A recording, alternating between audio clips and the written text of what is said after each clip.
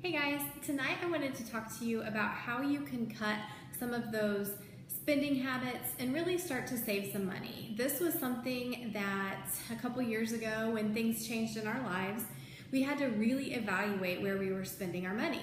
So we had to go through things with a fine-tooth comb and really determine what was extra that we didn't really need and cut those expenses. So I'm going to share some tips with you tonight of some things that we kind of went through and made changes, and it's able to allow us to cut back on some of those things that we didn't really need and start to save some money. So first off, the first thing was not necessarily always having to buy brand names. So even just thinking about it from the perspective of the grocery store, buying the grocery store brand, buying the generics, a lot of times it's going to be comparable ingredients, comparable quality for the most part. So just think about that and when you weigh the price versus the quality.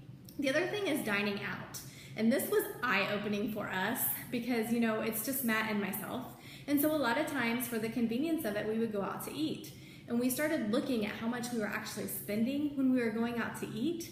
And like I said, it was pretty eye-opening. So now we do a lot of meal planning, prepping, and just plan for the whole week ahead so that we're much less tempted to go out to eat. So that's been a huge money saver for us.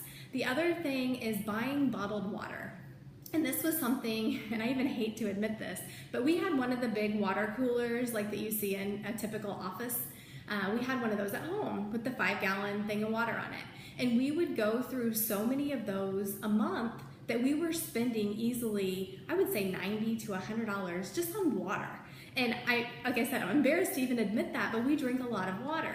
So we started evaluating our options and we converted over to a big Berkey system, which you'd pay, I think it's like maybe a couple $100, but then it turns out to be like pennies on the gallon for filtered water that still has a lot of the good stuff in it, so it's not stripping all the minerals from it. So that has been a huge money saver for us and investment. The other thing is, a lot of people go to Starbucks or they go to another coffee shop.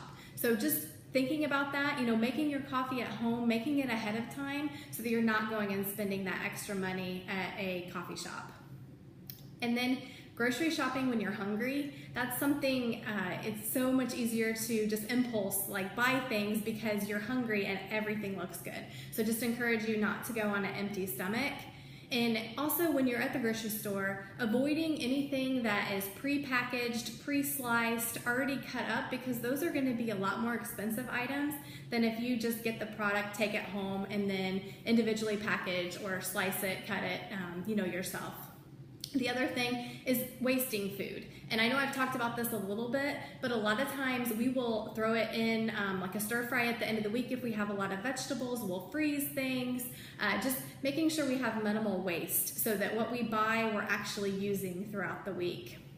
Another thing, these are not food related, but in-game purchases. So like say on your iPad or your phone, you have different games that you play. Those can add up really quickly if you start purchasing, doing the in-store or in-game purchases. Another thing is like introductory offers. So the one I thought of here was maybe a cable company. They say, hey, if you sign up now, then we'll give you X number of months free for this. Well, then you've kind of forgot that, you had all these extras. And so then, your bill goes from this amount to this amount and you just completely forgot about it and you just continue to pay that because that's their hope, is that you forget about it. And kind of on that same notion with cable, there are a lot of other streaming options now that are a lot cheaper. We actually completely did away with cable, which was big for us because we had DirecTV and we had a lot of the extra sporting things, not for myself, but for Matt, and we got rid of all that. We just went back to the regular antenna TV. So that was a big cutback for us.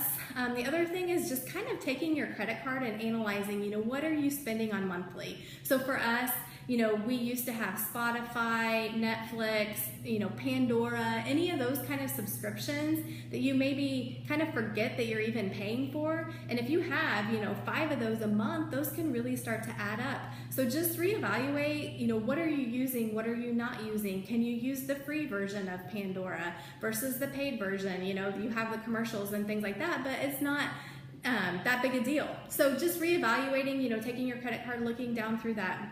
And the one thing that we are very particular not cutting corners on is things related to our health. So, making sure that we are getting to the grocery store so that we can meal plan, meal prep, the supplements that we take, and just the workouts and all that kind of stuff, that is crucial to us just to maintain our health, so that then in the long run, we're not needing the doctor's visits. We're not getting sick as often to have to go to, get prescriptions or medications and things like that. So just staying on top of that has also helped us save money. So those are just a couple tips that we have learned over the last few years when we've had to make some cutbacks in our personal budget and just looking at ways that we can save some money. So I hope you found a few of these helpful. If you did, share it with a friend, share it with a loved one. I'd love to reach as many people and help as many people as I can. So I hope you're having a great night tonight, guys, and I will talk to you soon. Bye.